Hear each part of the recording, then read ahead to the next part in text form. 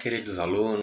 Nessa videoaula eu vou abordar um tema bastante interessante, que são os meridianos divergentes. Ou seja, conforme está escrito aqui, os 12 meridianos divergentes. Mas antes, eu gostaria de falar uma curiosidade. Verdadeiramente, Dimier significa divergência dos canais. E como canais a gente relaciona com os meridianos principais, o nome correto seria as 12 divergências dos meridianos principais. Tudo bem? Bom, prosseguindo. E o que são esses Dimier? Eles são parte integrante do sistema que a gente conhece como Jin-Luo-Mai, ou seja, da rede de meridianos que nós temos no corpo. E para a gente se aprofundar um pouco mais nessa teoria, eu gostaria de me ater a essas três perguntas aqui. A primeira dela é: o que são essa rede de canais, de meridianos e colaterais? Ou seja, o que são os Jin-Mai-Luo? Bom, de uma forma resumida, os clássicos que nós temos falam que eles são entidades vivas do corpo, que são as chaves para a compreensão da vida, as chaves para a compreensão do processo de saúde e de doença, e que esse sistema é uma imagem holográfica, e essa palavra é minha, é claro, imagem holográfica, que mostra como os processos da natureza se manifestam no homem. Também a gente encontra que essa rede ela é um sistema de distribuição de energia para o corpo. E agora, algo que é extremamente interessante que a gente encontra, né, nas descrições do que é o Jin-Mai-Luo, é quando eles dizem que esse sistema são locais de desvio de fatores patogênicos. Ou seja, são locais onde os fatores patogênicos são deixados em um estado de latência e dessa forma impede o aprofundamento desses fatores para que eles cheguem no Zangfu e dessa forma ocasione muito mais danos ou a morte às pessoas. Interessante, não é? Bom, e agora, a próxima pergunta é como eles são estruturados. E para isso, eu pego o que está escrito no Lin Shu, capítulo 10 e capítulo 17. Lá está escrito da seguinte forma como esse sistema está estruturado. Então, vem, são 12 meridianos principais, são 8 vasos maravilhosos, nós temos 16 colaterais, lembrando que nós temos colaterais longitudinais e transversais, então são 16 colaterais longitudinais, sendo que 12 pertencem aos meridianos principais, um pertence ao Dumai, vaso governador, um pertence ao Renmai, vaso concepção, um é chamado de grande colateral do baço e o outro é chamado grande colateral do estômago, certo? Apenas o grande colateral do estômago não possui ponto próprio para ser punturado e talvez seja por isso que alguns livros não colocam ele como parte integrante da estrutura dos Jin-Mai-Luo. Aí depois vem, né, os colaterais transversais. Eles são chamados de diminutos e flutuantes. Então, eles são colaterais de diâmetro extremamente reduzido que se anastomosam no espaço que existe entre a pele e os músculos, no espaço de Sun Li, por onde circula a energia de defesa do nosso corpo. E aí vem ainda os 12 tendinos musculares, os 12 divergentes, e as 12 áreas cutâneas. Dessa forma, a gente percebe que não há nenhuma parte do corpo que fica sem receber nutrição, calor, umedecimento e proteção proporcionado por esses sistemas de canais, de colaterais e de vasos. Então veja o quão importante é conhecer essa teoria, cujos Jin-Bie fazem parte. Tudo bem? Bom, e agora, quais são as funções desses Jin-Mai-Luo? De uma forma resumida, a gente pode dizer que eles têm como função ligar o interior com o exterior, ligar o alto com o baixo, a esquerda com a direita, o Zhang com o Fu, o Yin com o Yang, distribuir Qi e Shui para todas as partes do corpo, promover a defesa do nosso organismo. Tá? De uma forma bem resumida, essas são as principais funções que eles desenvolvem. E agora mais uma função, talvez seja pouco conhecida, é essa que eu falei, que eles são também locais de latência, onde o fator patogênico externo fica de uma forma contida, de uma forma latente, sendo impedido de se aprofundar e chegar até o Zangfu, o que é considerado o mais precioso dentro do nosso organismo. Tudo bem até aqui?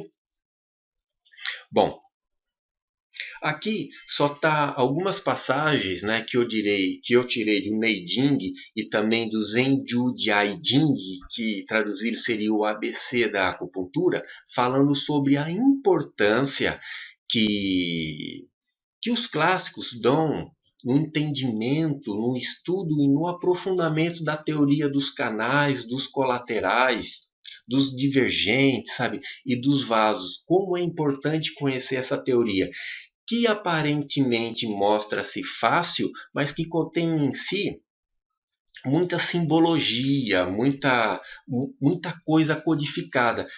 Em suma, como todo clássico, como o próprio Imperador Amarelo, em muitos dos seus capítulos, e como muita da literatura taoísta traz em si, eles trazem de uma forma um pouco hermética, de uma forma codificada, muito conhecimento. Então a gente precisa um pouco de paciência, um estudo um pouco mais aprofundado para poder conhecer essas teorias, se aprofundar e aplicar de uma forma mais eficiente. Tudo bem? Então, depois vocês dão uma lida e nós vamos prosseguir. Então vamos lá. Quais são as principais funções dos meridianos divergentes? Então, de uma forma resumida, está aqui. Eles têm a função de fortalecer, já existe uma relação, mas eles fortalecem a relação entre o Yin e o Yang e entre os pares relacionados interna, externamente e entre o Zangfu. Tudo bem? Também ajudam na distribuição do Qi e do Shui, principalmente para a face e para a cabeça. Eles acabam interconectando, suprindo e integrando algumas áreas do corpo que não são supridas pelos canais principais, onde os canais principais não chegam. Eles ajudam também a explicar a função de alguns pontos que tradicionalmente a gente usa, mas a gente acaba, se não conhecer essa teoria, fala, ué, mas qual é a relação desse ponto com essa região? Um exemplo é o ponto B57 para tratar problemas anais, ok? Outra função dele que também, outra função bastante utilizada é no tratamento de doenças crônicos degenerativas. E aí entra um adendo sobre os Jinbie. Eles têm a função de deslocar fatores patogênicos para as articulações. Então, fica lá. Pode começar com início agudo, mas ele fica no estado de latência lá. E isso cronifica, né, todos os processos e acaba levando às artroses. Por isso que eles chamam de doenças crônicos degenerativas. Então, eles devem ser usados para tratar essas doenças. E outra coisa é que eles mostram uma teoria de progressão patológica, tá? Existem alguns livros importantes, né, que é necessário a gente estudar. Um deles é o Neijing e outro deles é o Shan Han. Nesses dois livros, a gente vai encontrar vários capítulos explicando como se dá a progressão da doença no organismo. Entendendo isso, você entende por quê esses Jinbie, esses meridianos divergentes, eles são citados em uma determinada ordem. Essa ordem, na verdade, está mostrando para a gente como que é a progressão patológica dentro do corpo, tá? Bom, os canais divergentes, eles têm o Neijing, dá uma colocação muito importante para eles. No capítulo 11, ele fala que esses canais são considerados os mais misteriosos que nós temos no corpo e os relaciona com fenômenos do mundo natural. E ainda ele continua e fala que eles indicam o quanto nós estamos harmonizados interiormente com o mundo exterior. E aí, em toda a explanação que ele vai dando, ele chega a um ponto que ele fala que eles trazem informações importantes sobre a medicina em si, ou seja, a medicina tradicional chinesa, tá? Porque estudando eles, conseguindo decodificar o que eles trazem implícito, você consegue tirar implicações fisiológicas, implicações filosóficas, patológicas e estratégias de tratamento. Então, tudo que a gente costuma ler nesses clássicos não são simplesmente a letra. Há algo de hermético, algo por trás do que é dito. Por isso que é importante ler, não apenas os livros modernos, mas também esses clássicos antigos que acaba nos aumentando bastante a nossa bagagem para o entendimento da medicina chinesa. Tudo bem? Então vamos lá. Como características principais, o que os canais divergentes têm? Principalmente eles se separam dos canais principais nos membros. Todos. Então todos os canais divergentes, eles têm o nome dos canais principais. Então você tem o divergente do coração, você tem o divergente do pericárdio, do fígado, do rim e da bexiga.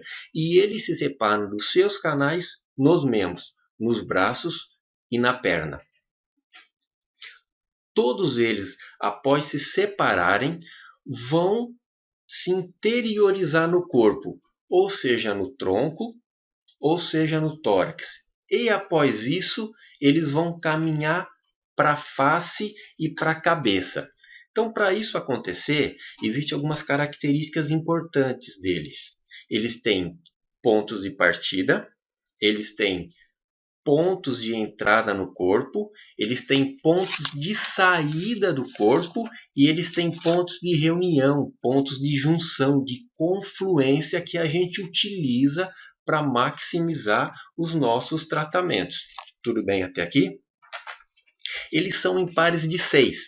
Então, quando a gente descreve os divergentes, a gente vai falar o primeiro par, por exemplo, bexiga e rim. Tá? A gente não fala o divergente da bexiga, o divergente do rim separadamente. Eles são descritos como pares. Tá? E vai ser sempre par yin e yang, como está dando para perceber. Tudo bem? Então é importante, porque quando você começa a entender os canais divergentes e o estudo se atém bastante aos caminhos que eles percorrem no corpo, a distribuição deles no corpo e a sequência com que eles são descritas no livro do Imperador Amarelo, especificamente no capítulo 11 do Lin Shu, a gente começa a entender quais são as conexões que existem, quais são os cruzamentos, quais são as convergências, e dessa forma a gente começa a entender qual o uso nós podemos fazer desses canais, porque fazendo isso a gente influencia o corpo como um todo, a gente consegue expulsar fatores patogênicos que vão estar nesse estado de latência. Bom, aí agora eu vou falar um pouquinho sobre os canais divergentes Yang e um pouquinho dos canais divergentes Yin. São as principais coisas que são necessárias para começar o estudo desses canais, ok? Então vamos lá. Canais divergentes Yang. Bom, separam-se dos canais principais Yang, tá? Eles vão entrar no interior do corpo, isso é comum a todos, vão se ligar aos seus Fu receptivos, ou seja, o da bexiga vai se ligar à bexiga. O do estômago vai se ligar ao estômago. E assim por diante.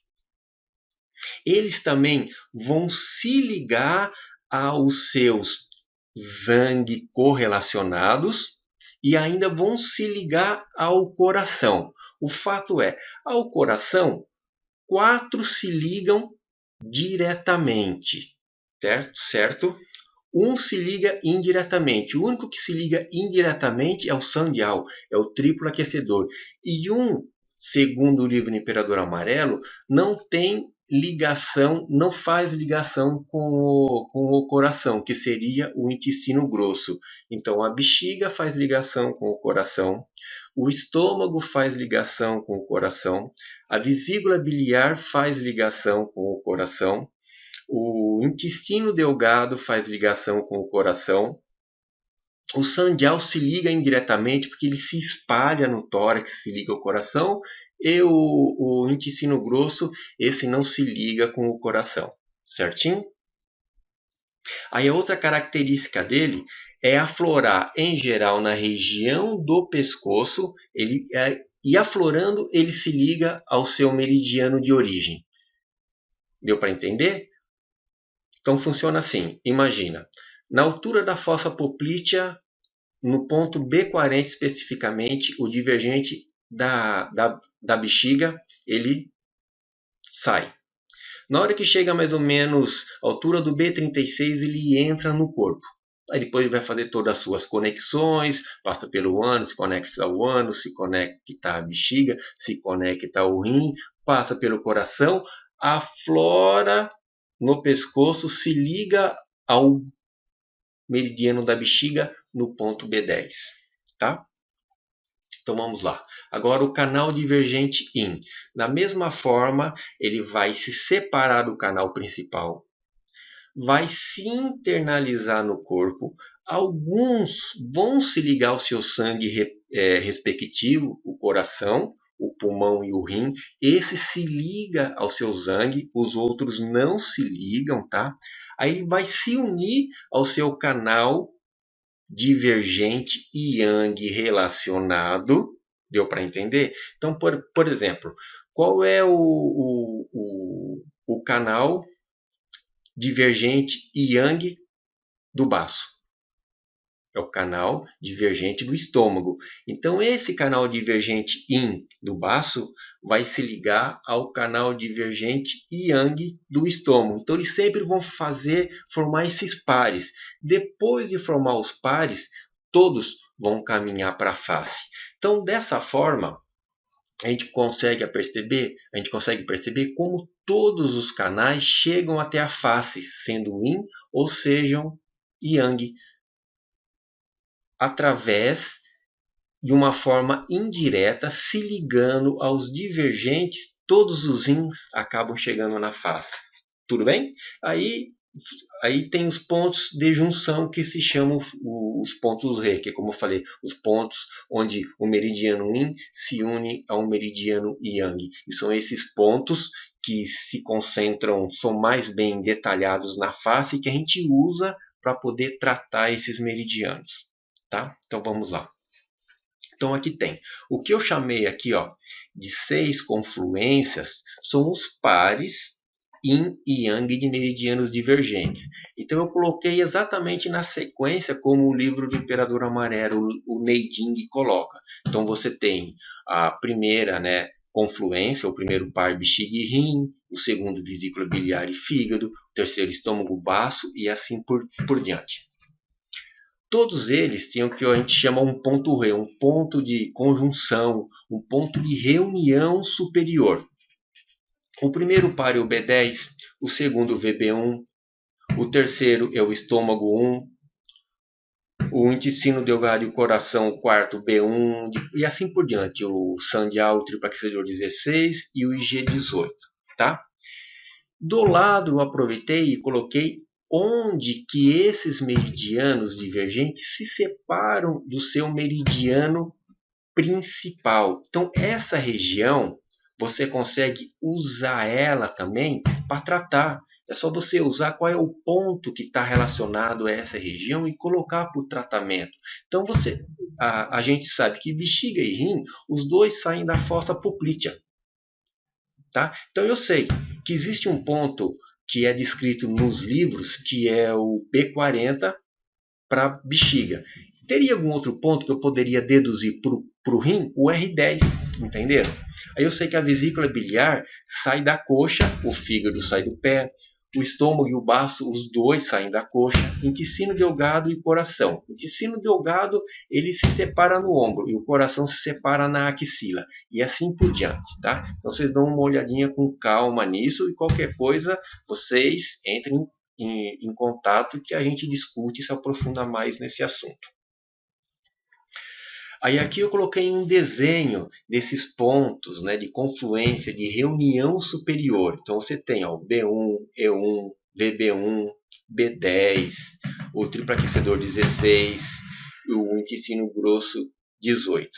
Aqui eu coloquei o E9 porque existem alguns livros, alguns clássicos, que falam que são dois pontos de reunião superior. Você tem o E1 e você tem o E9, mas o mais difundido é o E1, mas o E9 tem a sua função também, ainda mais porque ele faz parte dos chamados pontos janelas do céu, o que tem muita influência para tratar distúrbios da mente, para tratar o Shen, para tratar problemas de insônia, para tratar problemas de cognição e tudo mais, ok?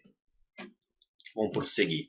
Bom, aqui eu coloquei as áreas de reunião inferior, ou seja, são as áreas que a gente utiliza para tratar esses meridianos. Tudo que eu coloquei aqui está descrito no Neijing. Então eu sei que Bexiga-Rim, a reunião inferior e a fossa poplítea. O ponto que ele coloca é o B40. A vesícula biliar e o fígado, eu sei que o ponto de reunião inferior é o REM 2, o vaso de concepção 2. O estômago e o baço, ele fala coxa. Então, os clássicos, né? É claro, o livro do Imperador Amarelo é bem antigo. E foram acontecendo estudos sobre o livro do Imperador Amarelo.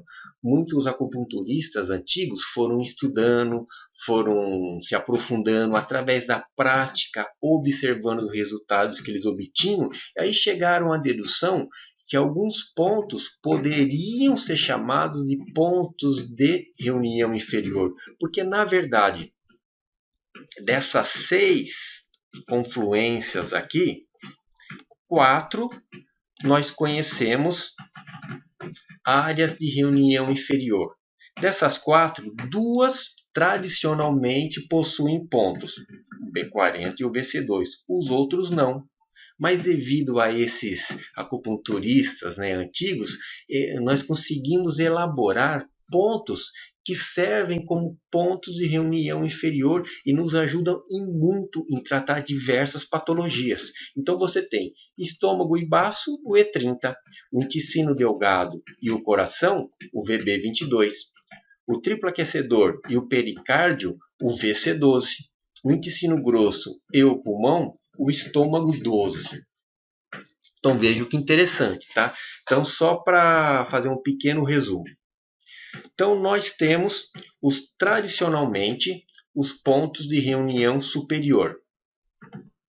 Depois que esses meridianos saem dos seus meridianos principais, se interiorizam no corpo, se ligam ao seu zangue, se ligam ao seu fu, passam pelo coração, fazem a junção, eles possuem esses pontos localizados na face que servem para ajudar no nosso tratamento. Então isso é tradicionalmente descrito.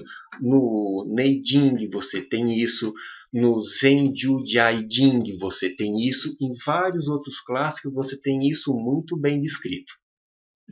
Aí aqui do lado eu coloquei quais são as regiões do corpo que os divergentes saem do meridiano principal, tá? Então você tem fossa poplítea, coxa e pé, aqui coxa, ombro e axila, cabeça e axila, mão e axila, ok?